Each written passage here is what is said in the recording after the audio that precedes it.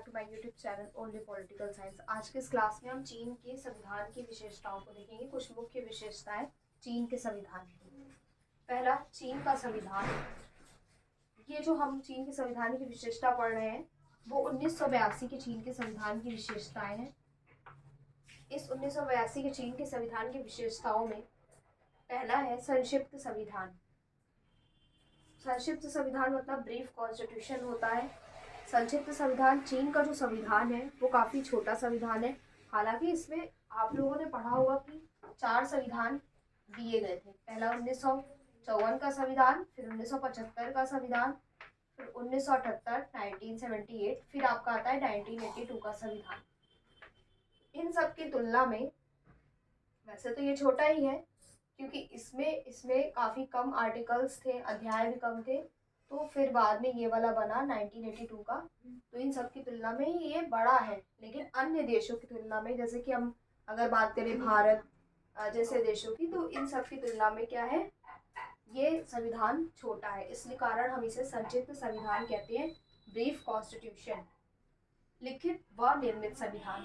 तो चीन के 1982 के चीन के संविधान की दूसरी विशेषता ये है कि ये लिखित है, यानी कि लिखा गया है इसे, और निर्मित संविधान है। रिटन कॉन्स्टिट्यूशन है और उसके साथ साथ ही ये निर्मित है। संविधान के इसमें लिखित इसलिए है क्योंकि इसे लिखा गया है।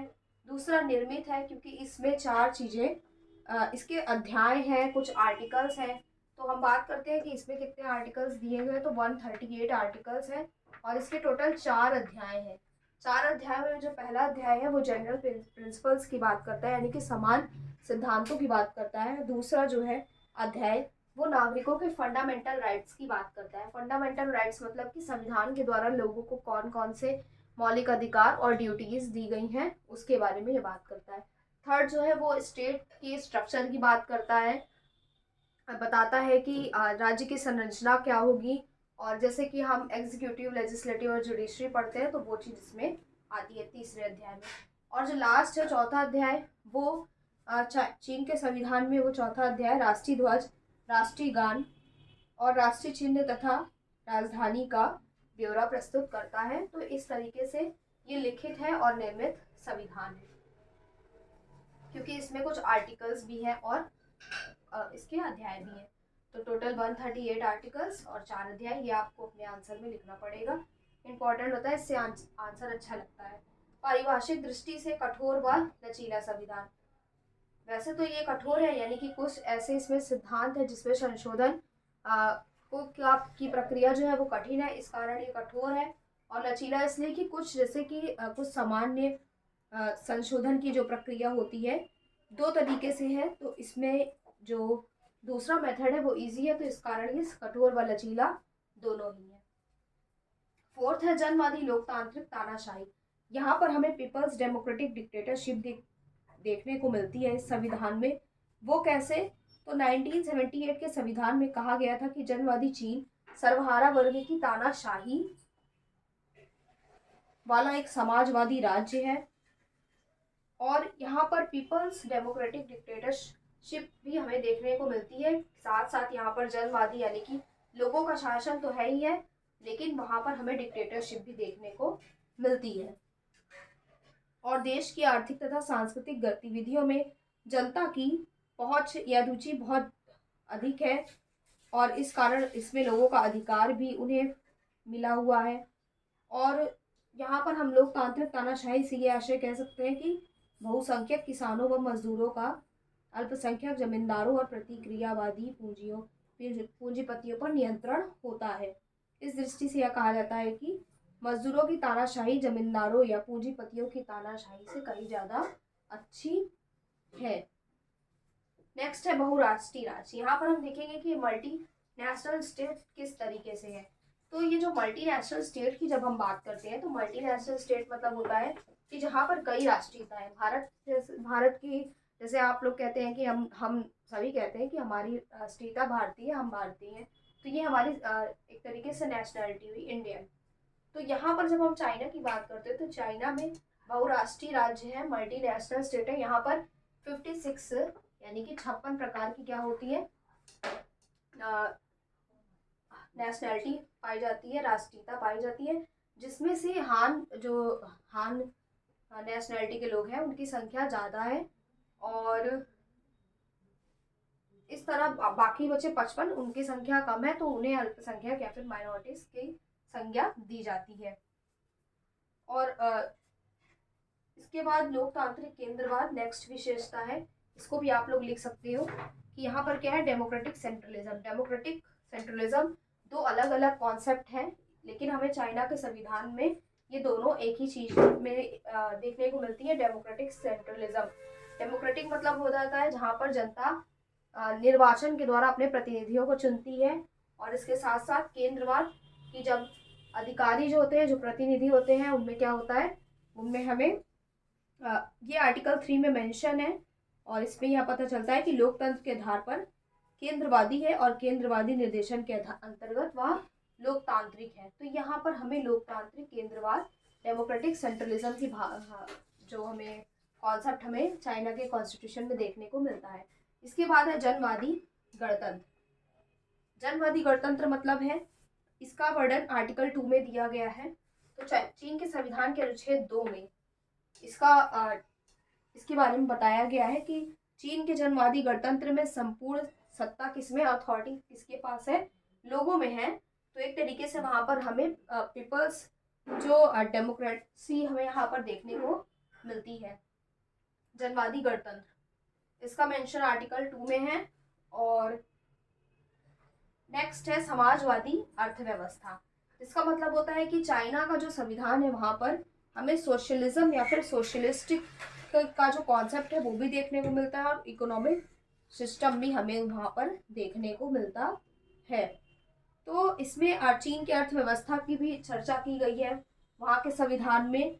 और चीन में 2 प्रकार से उत्पादन के साधनों का प्रबंध किया जाता है, संपूर्ण जनता द्वारा समाजवादी स्वामित्व और श्रमजीवी जनता द्वारा समाजवादी सामूहिक स्वामित्व। तो इस प्रकार यहाँ पर हमें समाजवादी अर्थव्यवस्था वाला देश भी हमें वो संविधान में कुछ स्पष्ट गुण दिखाई देते हैं। नागरिकों के मौलिक अधिकार तथा कर्तव्य, चाइना के जो कॉन्स्टिट्यूशन है उसमें हमें एक अन्य जो मेजर इसकी जो फीचर है वो हमारी नागरिकों के मौलिक अधिकार तथा फंडामेंटल राइट्स एंड ड्यूटीज हैं, जो कि जिनका वर्णन अध्याय 2 में किया गया है, आर्टिकल 33 से 56 तक। आर्टिकल 33 से 56 तक। तो ये काफी इंपॉर्टेंट है, इसका आप अलग से भी एक चैप्टर पढ़ोगे, नागरिकों के मौलिक अधिकार और कर्तव्य। तो जब हम इसको पढ़ते हैं, इसका आप ये आर्टिकल याद कर लीजिए, आर्टिकल 33 से 56, जो कि मौलिक अधिकारों तथा कर्तव्यों का वर्णन करता है। इसमें आपको 4 तरीके से राइट्स आपको देखने को मिलेंगे। एक है आर्थिक अधिकार, दूसरा है राजनीतिक अधिकार, सामाजिक तथा सांस्कृतिक अधिकार, और लास्ट में आएगा व्यक्तिगत स्वतंत्रताएं। तो ये जब हम वो कॉन्सेप्ट जब पढ़ेंगे तो अलग से चैप्टर में हम इसके बारे में पढ़ेंगे कि कौन कौन से मौलिक अधिकार हैं और कौन कौन सी ड्यूटीज चाइना के कॉन्स्टिट्यूशन में हमें देखने को मिलती है। लेकिन आप जब फीचर्स लिखते हो तो आप ये सब हेडिंग्स मेंशन करो और इसको अपनी नोट्स में भी लिखो। तो ये नागरिकों के मौलिक अधिकारों की, कर्तव्यों के। नेक्स्ट इसकी विशेषता है एकात्मक शासन प्रणाली तथा इकाइयां। चीन के संविधान की एक विशेषता ये है कि यहाँ पर यूनिटरी फॉर्म ऑफ गवर्नमेंट है, यानी कि शासन की जो शक्ति है वो किसी एक इकाई में ही निहित है। लेकिन क्योंकि चीन की जनसंख्या ज़्यादा है, वहाँ की पॉपुलेशन ज़्यादा है, इस कारण शासन की सुविधा के लिए कुछ इकाइयों का भी निर्माण किया गया, और ऐसी 4 इकाइयाँ वहाँ पर निर्मित की गई हैं। नेक्स्ट है केंद्रीय सैनिक आयोग, सेंट्रल मिलिट्री कमीशन। ये एक आयोग है जो कि इसका पहले इसे नहीं बनाया गया था पहले के कॉन्स्टिट्यूशन में, लेकिन जब 1982 का कॉन्स्टिट्यूशन बना तो इसमें इसके बारे में बताया गया कि केंद्रीय सैनिक आयोग है जो कि देश की सेना का संचालन करेगा, और इसमें सभापति, उपसभापति तथा अन्य सदस्य होंगे। तो मतलब मेंबर्स सारे रहेंगे और ये अपने कार्यों को सफलतापूर्वक करेगा। तो जो कि चीन के जो सेना होगी उसका, उनके कार्यों का संचालन करेगा। नेक्स्ट है एक दलीय प्रणाली, वन पार्टी सिस्टम। चाइना में दलों और पॉलिटिकल पार्टीज बनाने का फ्रीडम दिया गया है, लेकिन वहां पर एक जो मेजर पार्टी है वो वन पार्टी है जिसका नाम है communist party of China.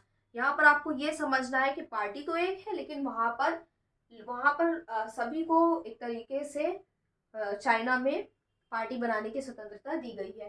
Next है न्यायपालिका की अधीन स्थिति।